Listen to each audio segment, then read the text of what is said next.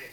Хочу вам рассказать еще одну историю из нашей жизни. Представьте, вы сидите у камина, у вас хорошее, теплое настроение, вы сидите в тепле, укрылись в удобном кресле пледом, взяли свой любимый роман и читаете его увлеченно.